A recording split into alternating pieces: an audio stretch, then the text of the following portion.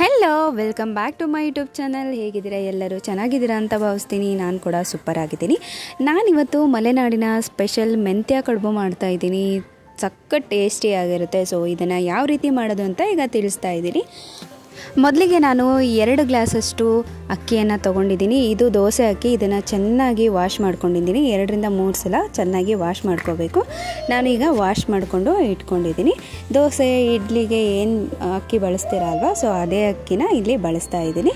ಇದನ್ನು ಚೆನ್ನಾಗಿ ತೊಳೆದು ಆದಮೇಲೆ ಇದನ್ನು ಸ್ವಲ್ಪ ನೆರಳಲ್ಲಿನೇ ಒಣಗಾಕಬೇಕು. ಮನೆ ಒಳಗಡೆ ಒಂದು ಕಾಟನ್ ಬಟ್ಟೆ ಮೇಲೆ ಇದನ್ನು ಒಣಗಾಕಿ ಪೂರ್ತಿ ತೇವಾಂಶ ಹೋಗೋವರೆಗೂ ಇದನ್ನು ಚೆನ್ನಾಗಿ ಒಣಗಿಸ್ಬೇಕು. ನೀವೇನಾದರೂ ಮಾರ್ನಿಂಗ್ ಮಾಡ್ತೀರಾ ಅನ್ನೋದಾದರೆ ನೀವು ಬಿಫೋರ್ ಮಾರ್ನಿಂಗೇ ಈ ರೀತಿಯಾಗಿ ಅಕ್ಕಿಯನ್ನು ತೊಳೆದ್ಬಿಟ್ಟು ಒಣಗಿಸಿ ಇಟ್ಕೋಬೇಕು ನೆರಳಲ್ಲಿನೇ. ಸೊ ನೋಡಿ, ಈಗ ನಾನು ಕಂಪ್ಲೀಟಾಗಿ ಒಣಗಿಸಿ ಇಟ್ಕೊಂಡಿದ್ದೀನಿ. ನೆರಳಲ್ಲಿನೇ ಚೆನ್ನಾಗಿ ಒಣಗಿದೆ. ಸೊ ನೋಡ್ಬೋದು, ಈಗ ತೇವಾಂಶ ಸ್ವಲ್ಪ ಇಲ್ಲದೆ ಇರೋ ಥರ ಇದನ್ನು ಚೆನ್ನಾಗಿ ಒಣಗಿಸ್ಕೋಬೇಕು. ಸೊ ಇದಾದಮೇಲೆ ಇದ್ರ ಜೊತೆಗೆ ನಾನು ಬೇಳೆಕಾಳುಗಳನ್ನು ಕೂಡ ಬಳಸ್ತಾ ಇದ್ದೀನಿ. ಮೊದಲಿಗೆ ನಾನು ಬಳಸ್ತಾ ಇರೋದು ಉದ್ದಿನಬೇಳೆ, ಹೆಸರುಬೇಳೆ, ಕಡಲೆಬೇಳೆ ಹಾಗೆ ತೊಗರಿಬೇಳೆಯನ್ನು ಬಳಸ್ತಾ ಇದ್ದೀನಿ. ಇದನ್ನೆಲ್ಲ ನಾನು ಫ್ರೈ ಮಾಡ್ಕೊತೀನಿ. ಸೊ ನೋಡಿ, ಮೊದಲಿಗೆ ನಾನು ತೊಗರಿಬೇಳೆಯನ್ನು ಫ್ರೈ ಮಾಡ್ಕೊತಾ ಇದ್ದೀನಿ. ಮೀಡಿಯಮ್ ಫ್ಲೇಮಲ್ಲೇ ಇಟ್ಬಿಟ್ಟು ಸೊ ಇದನ್ನು ಸ್ವಲ್ಪ ಕೆಂಪಾಗೋವರೆಗೂ, ಬ್ರೌನ್ ಆಗೋವರೆಗೂ ಫ್ರೈ ಮಾಡ್ಕೋಬೇಕು. 4 ಬೇಳೆಕಾಳುಗಳನ್ನು ನಾವು ಮೀಡಿಯಮ್ ಫ್ಲೇಮಲ್ಲೇ ಇಟ್ಬಿಟ್ಟು ಫ್ರೈ ಮಾಡ್ಕೊಳ್ಬೇಕು. ನೋಡಿ, ನಾನು ಒಂದೊಂದಾಗಿಯೇ ಹಾಕ್ಬಿಟ್ಟು ಫ್ರೈ ಮಾಡ್ಕೊತೀನಿ. ಎಲ್ಲನೂ ಅಷ್ಟೇ ಮೀಡಿಯಮ್ ಫ್ಲೇಮಲ್ಲೇ ಇಟ್ಬಿಟ್ಟು ಬ್ರೌನ್ ಆಗೋವರೆಗೂ ಚೆನ್ನಾಗಿ ಫ್ರೈ ಮಾಡ್ಕೋಬೇಕು. ಎಲ್ಲ ಒಟ್ಟಿಗೆ ಹಾಕ್ಬಿಟ್ರೆ ಕೆಲವೊಂದು ಫ್ರೈ ಆಗುತ್ತೆ, ಕೆಲವೊಂದು ಫ್ರೈ ಆಗಲ್ಲ. ಹಾಗಾಗಿ ಒಂದೊಂದನ್ನೇ ಹಾಕ್ಕೊಂಡು ಲೋ ಫ್ಲೇಮಲ್ಲಿ ಇಟ್ಟು ಫ್ರೈ ಮಾಡ್ಕೊಳ್ಳಿ. ನೋಡಿ, ನಾನೀಗ ಉದ್ದಿನಬೇಳೆ ಹಾಕ್ಕೊಂಡ್ಬಿಟ್ಟು ಫ್ರೈ ಮಾಡ್ಕೊತಿದ್ದೀನಿ. ನಾನು ಎಲ್ಲದನ್ನು 2 ಟೀ ಸ್ಪೂನಷ್ಟು ಇಲ್ಲಿ ಬಳಸಿದ್ದೀನಿ. ಈಗ ಅಕ್ಕಿನೂ ಕೂಡ ನಾನು ಫ್ರೈ ಮಾಡ್ಕೊತಾ ಇದ್ದೀನಿ. ಅಕ್ಕಿನೂ ಅಷ್ಟೇ ಸ್ವಲ್ಪ ಗೋಲ್ಡನ್ ಬ್ರೌನ್ ಬರಬೇಕು, ಅಲ್ಲಿವರೆಗೂ ಫ್ರೈ ಮಾಡ್ಕೋಬೇಕು. ಸ್ವಲ್ಪ ಕೆಂಪಾದರೆ ಸಾಕು. ಆ ರೀತಿಯಲ್ಲಿ ಮೀಡಿಯಮ್ ಫ್ಲೇಮಲ್ಲೇ ಇಟ್ಕೊಂಡು ಫ್ರೈ ಮಾಡ್ಕೊಳ್ಬೇಕು.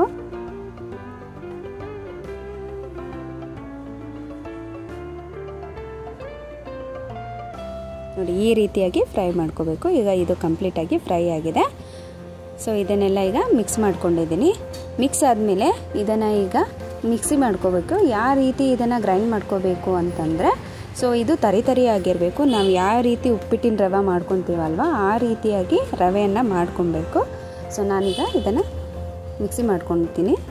ನೋಡಿ, ಈ ರೀತಿಯಾಗಿ ರವೆ ಆಗಿ ಬೇಳೆಕಾಳು ಮತ್ತು ಹುರಿದಿರೋವಂಥ ಅಕ್ಕಿ ಎಲ್ಲದನ್ನು ಮಿಕ್ಸ್ ಮಾಡಿಬಿಟ್ಟು ರವೆ ಮಾಡ್ಕೋಬೇಕು. ಸ್ವಲ್ಪ ಗಟ್ಟಿನೇ ಇರಬೇಕು ರವೆ, ಅಂದರೆ ದೊಡ್ಡದಾಗಿಯೇ ಇರಬೇಕು ರವೆ. ತುಂಬ ಸಣ್ಣದಾಗಿತ್ತು ಅಂದರೆ ಕಡುಬು ತುಂಬ ಗಟ್ಟಿ ಆಗಿಬಿಡುತ್ತೆ. ಈ ರೀತಿ ಆದರೆ ತುಂಬ ಸಾಫ್ಟಾಗಿ ಬರುತ್ತೆ. ನೋಡಿ, ಇಷ್ಟು ಅಳತೆಯಲ್ಲಿ ನಾನು ರವೆನ ಮಾಡ್ಕೊಂಡಿದ್ದೀನಿ.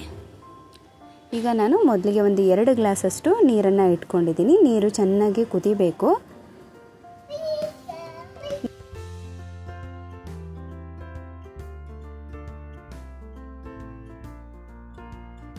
ನೋಡಿ, ಇದು ಚೆನ್ನಾಗಿ ಕುದೀತಾ ಇದೆ. ಈಗ ಇದಕ್ಕೆ ಅಳತೆ ಮೇಲೆ ಉಪ್ಪನ್ನು ಹಾಕ್ಕೊತಾ ಇದ್ದೀನಿ. ಉಪ್ಪನ್ನು ಸ್ವಲ್ಪನೇ ಹಾಕ್ಕೊಳ್ಳಿ. ನಾನೀಗ ಮೆಂತ್ಯ ಸೊಪ್ಪನ್ನು ಚೆನ್ನಾಗಿ ವಾಶ್ ಮಾಡಿಬಿಟ್ಟು ಚಿಕ್ಕದಾಗಿ ಕಟ್ ಮಾಡಿ ಇಟ್ಕೊಂಡಿದ್ದೀನಿ. ಅದನ್ನು ಕೂಡ ಸೇರಿಸ್ಕೊತಾ ಇದ್ದೀನಿ. ಸೊ ಮೆಂತ್ಯ ಸೊಪ್ಪು ಚೆನ್ನಾಗಿ ಬಾಡಬೇಕು. ನೀರೆಲ್ಲ ಚೆನ್ನಾಗಿ ಕುದಿಬೇಕು. ಮೆಂತ್ಯ ಸೊಪ್ಪು ಪೂರ್ತಿಯಾಗಿ ಬಾಡಿದ್ಮೇಲೆ ನಾವು ಇದಕ್ಕೆ ಹಿಟ್ಟನ್ನು, ಅಂದರೆ ರವೆ ಮಾಡ್ಕೊಂಡಿದ್ದೀವಿ ಅಲ್ವಾ, ಆ ರವೆನ ಸೇರಿಸ್ಕೊಬೇಕು. ಸೊ ಇವಾಗ ಇದು ಬೇಯೋಷ್ಟರಲ್ಲಿ ನಾನು ಮಸಾಲೆಯನ್ನು ರೆಡಿ ಮಾಡ್ಕೊತೀನಿ.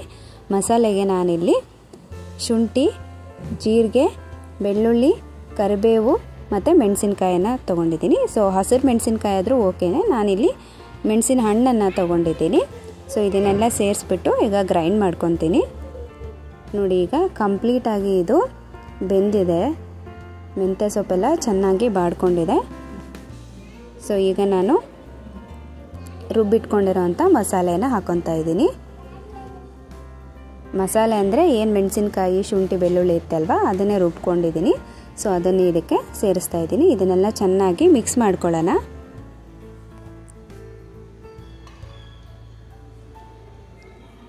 ಇವಾಗ ನಾನು ಮಾಡಿಟ್ಕೊಂಡಿರೋ ಅಂಥ ರವೆನ ಹಾಕ್ತಾಯಿದ್ದೀನಿ. ನೀವು 2 ಗ್ಲಾಸಷ್ಟು ನೀರಿಗೆ 1 ಗ್ಲಾಸಷ್ಟು ರವೆಯನ್ನು ಹಾಕಬೇಕಾಗುತ್ತೆ. ಈ ಅಳತೆ ಮೇಲೆ ನೀವು ನೋಡಿಕೊಂಡು ರವೆನ ಹಾಕಬೇಕು. ಸೊ ಇದೆಲ್ಲ ಚೆನ್ನಾಗಿ ಸ್ವಲ್ಪ ಬೇಯಬೇಕು, ಅಂದರೆ ಒಂದು 10 ನಿಮಿಷ ಚೆನ್ನಾಗಿ ಇದನ್ನು ಬೇಯಿಸಬೇಕು. ಸೊ ಇದು ಮೀಡಿಯಮ್ ಫ್ಲೇಮಲ್ಲಿನೇ ಬೇಯಬೇಕು, ಚೆನ್ನಾಗಿ ಬೇಯ್ಕೋಬೇಕು. ನೋಡಿ ಈಗ ಚೆನ್ನಾಗಿ ಒಂದು 10 ನಿಮಿಷ ಬೇಯಿಸಿದ್ದೀನಿ. ಇದನ್ನೆಲ್ಲ ಈಗ ಮಿಕ್ಸ್ ಮಾಡ್ತಾಯಿದ್ದೀನಿ. ಗ್ಯಾಸ್ ಸ್ಟವ್ನ ಮೀಡಿಯಮ್ ಫ್ಲೇಮಲ್ಲೇ ಇಟ್ಕೊಂಡು ಈ ರೀತಿಯಾಗಿ ಮಿಕ್ಸ್ ಮಾಡ್ಕೊಳ್ಳಿ. ನೋಡಿ ನಾನೀಗ ಕಂಪ್ಲೀಟಾಗಿ ಚೆನ್ನಾಗಿ ಮಿಕ್ಸ್ ಮಾಡ್ಕೊತಾ ಇದ್ದೀನಿ. ಚೆನ್ನಾಗಿ ಕೆಳಗಡೆಯಿಂದ ಮೇಲ್ಗಡೆವರೆಗೂ ಚೆನ್ನಾಗಿ ಮಿಕ್ಸ್ ಮಾಡ್ಕೋಬೇಕು. ಈಗ ಇದನ್ನು ಸ್ವಲ್ಪ ತಣ್ಣಗಾಗೋದಕ್ಕೆ ಬಿಟ್ಟು ನಾದ್ಕೋಬೇಕು. ಈಗ ತಣ್ಣಗಾಗಿದೆ, ನಾನು ನಾದ್ಕೊತಾ ಇದ್ದೀನಿ. ನಾದ್ಕೊಳ್ಳುವಾಗಲೂ ಅಷ್ಟೇ ನೀರೆಲ್ಲ ಹಾಕ್ಕೊಳ್ಳೋಕೆ ಹೋಗಬೇಡಿ. ಸೊ ರವೆ ಹಾಕುವಾಗಲೇ ಅಳತೆ ಮೇಲೆ ಹಾಕ್ಕೊಂಡ್ರೆ ಮತ್ತೆ ನೀರು ಹಾಕ್ಕೊಳೋದೇನು ಬೇಡ. ಸೊ ನೋಡಿ ಈ ರೀತಿಯಾಗಿ ಚೆನ್ನಾಗಿ ನಾದ್ಕೋಬೇಕು. ನಾದ್ಕೊಂಡಾದಮೇಲೆ ಚಿಕ್ಕದಾಗಿ ನಾನು ಉಂಡೆಯನ್ನಾಗಿ ಮಾಡ್ಕೊತೀನಿ. ಉದ್ದ ಮಾಡ್ಕೊತಾ ಇದ್ದೀನಿ ಇದನ್ನು. ಸೊ ಇದಕ್ಕೆ ಕೆಲವೊಂದು ಕಡೆ ಕೊಂತ ಅಂತಾರೆ. ಸೊ ಯಾವ ಕಡೆ ಏನು ಹೇಳ್ತಾರೋ ಗೊತ್ತಿಲ್ಲ, ನಮ್ಮ ಕಡೆ ಕೊಂತ ಅಂತ ಹೇಳ್ತಾರೆ. ಈ ರೀತಿಯಾಗಿ ಮಾಡ್ಕೊಂಡು ಇಟ್ಕೊತಾ ಇದ್ದೀನಿ. ಈ ಪೂರ್ತಿ ಹಿಟ್ಟನ್ನು ಇದೇ ರೀತಿಯಾಗಿ ನಾನೀಗ ಮಾಡ್ಕೊತೀನಿ. ಗ್ಯಾಸ್ ಮೇಲೆ ಇಡ್ಲಿ ಪಾತ್ರೆ ಇಟ್ಕೊಂಡಿದ್ದೀನಿ. ಅದರಲ್ಲಿ ನೀರು ಸ್ವಲ್ಪ ಕುದಿಯೋಕ್ಕೆ ಹಾಕಿದ್ದೀನಿ. ನೀರು ಕುದಿಯೋವರೆಗೂ ನಾವು ಇದನ್ನು ರೆಡಿ ಮಾಡ್ಕೊಳ್ಳೋಣ. ನೋಡಿ ಇದು ರೆಡಿಯಾಗಿದೆ. ನೀರು ಕೂಡ ಕುದೀತಾ ಇದೆ. ನಾನು ಇದಕ್ಕೆ ಇಡ್ಲಿ ಪಾತ್ರೆ ಬಳಸ್ತಾ ಇದ್ದೀನಿ. ನೋಡಿ ನೀರು ಕುದೀತಾ ಇದೆ. ಈಗ ಇಡ್ಲಿ ಪ್ಲೇಟ್ಗೆ ಚೆನ್ನಾಗಿ ಎಣ್ಣೆ ಹಚ್ಕೋಬೇಕು. ಯಾಕೆಂದರೆ ಹಚ್ಚಲಿಲ್ಲ ಅಂದರೆ ನಾವೇನಾದರೂ ರೆಡಿ ಮಾಡಿ ಇಟ್ಕೊಂಡಿರೋ ಕಡುಬು ಏನಿರುತ್ತೆ ಅಲ್ವಾ, ಅದೆಲ್ಲ ಅಂಟ್ಕೊಂಡ್ಬಿಡುತ್ತೆ. ಹಾಗಾಗಿ ಸ್ವಲ್ಪ ಎಣ್ಣೆ ಹಾಕಿಬಿಟ್ಟು ಅದಾದಮೇಲೆ ಈ ರೀತಿಯಾಗಿ ಜೋಡಿಸ್ಕೊತೀನಿ. ಸೊ ಎಲ್ಲನೂ ಈಗ ಇದರಲ್ಲಿ ಇಡೋಣ. ಟೇಸ್ಟು ನಿಜ ಕಾಯಿ ಚಟ್ನಿ ಜೊತೆ ಇದು ಸಖತ್ ಕಾಂಬಿನೇಷನ್ ಅಂತಲೇ ಹೇಳ್ಬೋದು. ತುಂಬ ಚೆನ್ನಾಗಿರುತ್ತೆ.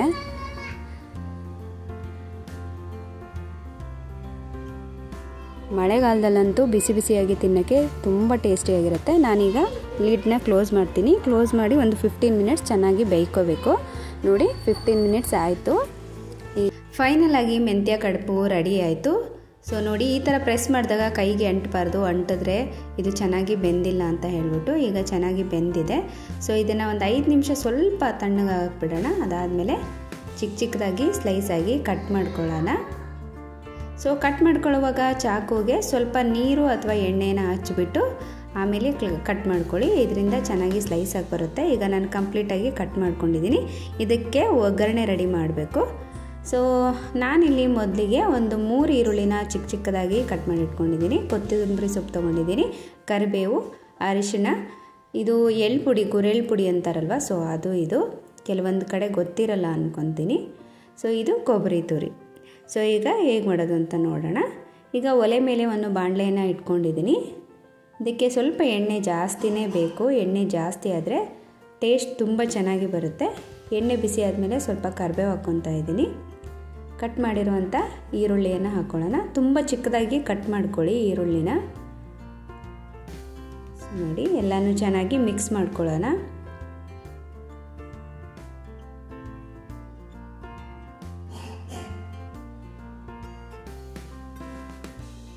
ಈರುಳ್ಳಿ ಚೆನ್ನಾಗಿ ಬೇಯಬೇಕು. ಸೊ ಈರುಳ್ಳಿ ಎಲ್ಲ ಬೆಂದಾದಮೇಲೆ ಸ್ವಲ್ಪ ಉಪ್ಪು ಹಾಕ್ಕೊತಾ ಇದ್ದೀನಿ. ಸೊ ಕಡುಬಿಗೆ ಆಲ್ರೆಡಿ ಉಪ್ಪು ಹಾಕಿರ್ತೀವಿ. ಸೊ ಹಾಗಾಗಿ ಉಪ್ಪನ್ನು ಸ್ವಲ್ಪ ನೋಡಿ ಹಾಕ್ಕೊಳ್ಬೇಕು. ಅದಾದಮೇಲೆ ಗುರೆಳ್ಳು ಪುಡಿನ ಹಾಕ್ಕೊತಾ ಇದ್ದೀನಿ. ಎಳ್ಳು ಅಂದರೆ ಸಿಗುತ್ತೆ, ಗುರೆಳ್ಳು ಅಂದರೆ ಸಿಗುತ್ತೆ. ಅದನ್ನು ಬಿಸಿ ಮಾಡಿಬಿಟ್ಟು ಪೌಡ್ರ್ ಮಾಡಿ ಇಟ್ಕೊಂಡಿದ್ದೆ. ಸೊ ಅದನ್ನು ಇದಕ್ಕೆ ಸೇರಿಸ್ತಾ ಇದ್ದೀನಿ. ಇದನ್ನು ಮಿಕ್ಸ್ ಮಾಡ್ಕೊಳ್ಳೋಣ. ಚಿಟಿಕೆಯಷ್ಟು ಅರಿಶಿನ ಹಾಕ್ಕೊತಾ ಇದ್ದೀನಿ. ಸೊ ಎಲ್ಲ ಚೆನ್ನಾಗಿ ಮಿಕ್ಸ್ ಮಾಡ್ಕೋಬೇಕು.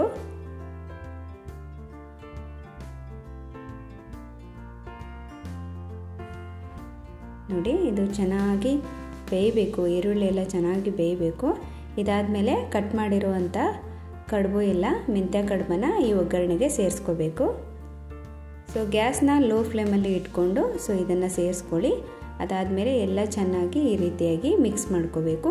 ಎಲ್ಲದಕ್ಕೂ ಮಸಾಲೆ ಚೆನ್ನಾಗಿ ಅಪ್ಲೈ ಆಗಬೇಕು, ಅಲ್ಲಿವರೆಗೂ ಚೆನ್ನಾಗಿ ಮಿಕ್ಸ್ ಮಾಡ್ಕೊಳ್ಳಿ.